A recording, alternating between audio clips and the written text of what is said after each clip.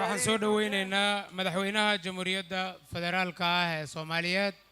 mudane Axmed Cabdullaahi Maxamed Farmaajo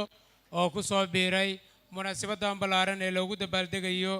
maalinta xorriyadda Soomaaliyeed iyo midnimada madaxweyne soo dhawow